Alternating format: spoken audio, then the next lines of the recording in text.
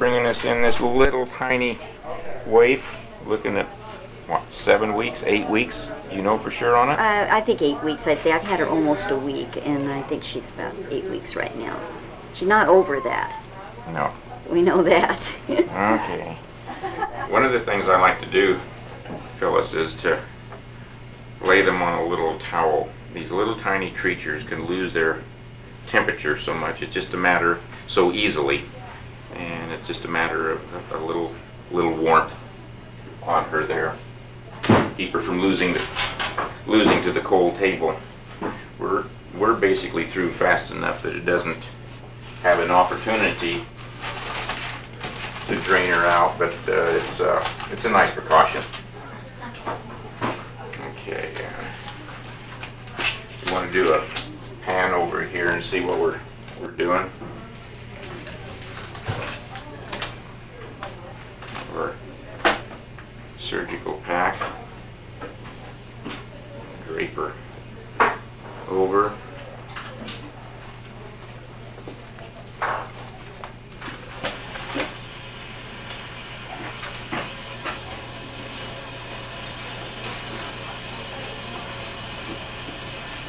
A lot of silence right now. I'm just in the getting my instruments and everything all ready to go.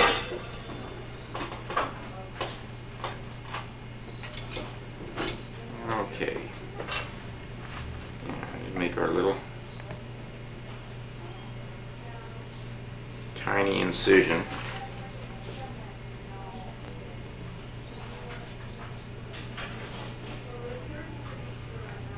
Tease through the skin. And look for the little tiny midline.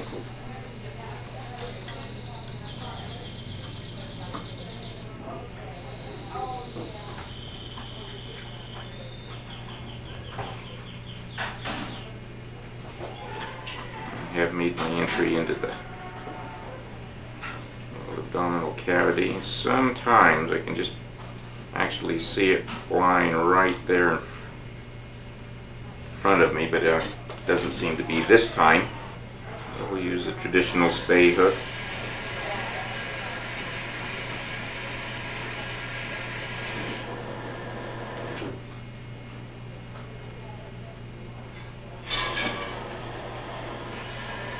Had it. I had it.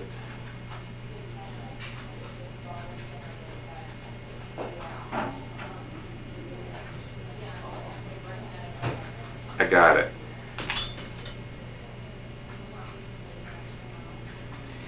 This age is just virtually a tiny little thread. My little ovary is right there, right between my clamp.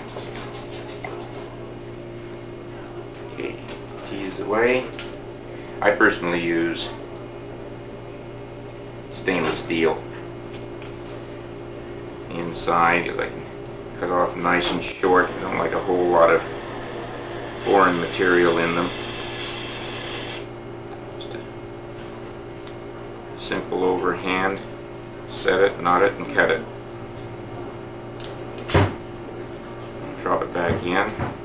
The other side will be real easy. Just trace it up.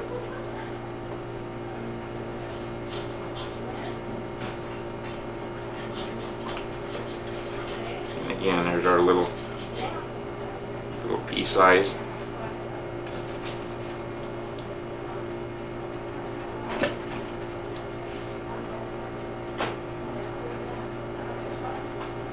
And simple once overhand set with a knot.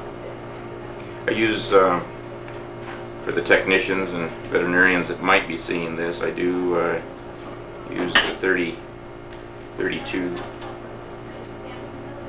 The bigger the number, the smaller the wire. Okay, I use 34, which is equivalent to 5/0.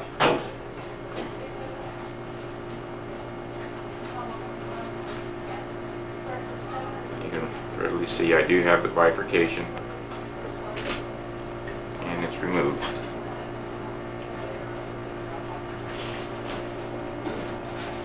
Trace it back in. thread my same stainless steel wire and close the opening.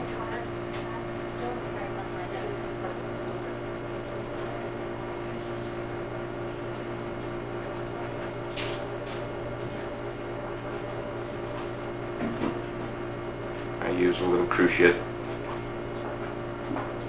at both extremes of the incision.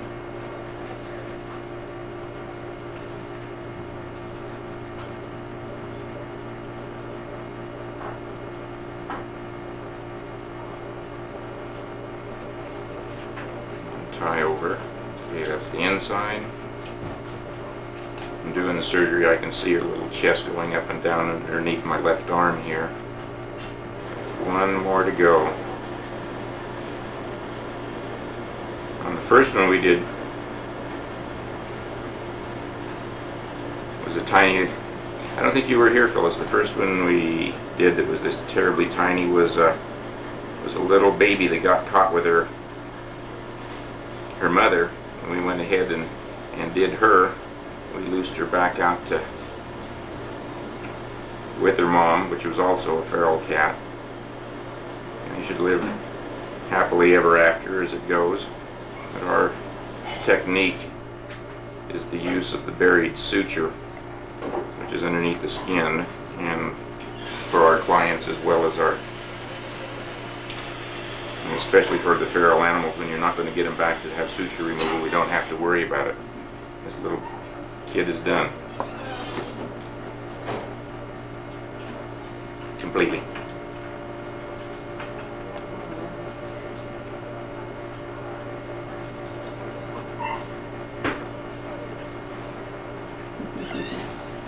Come in on her just a little there. Oh.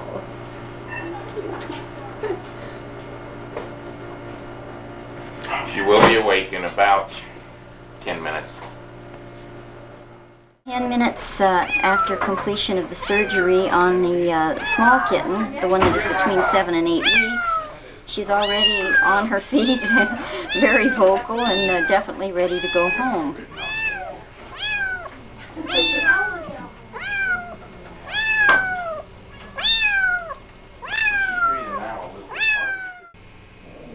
Now 1 week exactly after the surgery. This is the 6th night.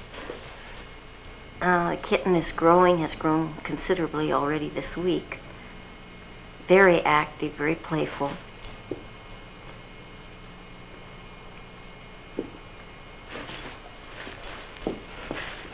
Through her spay at, was between probably 6 and 7 weeks of age. Perfectly developed, perfect size, now just slightly over 1 year old. She'll be with me forever, so we will follow Pia for the rest of her life.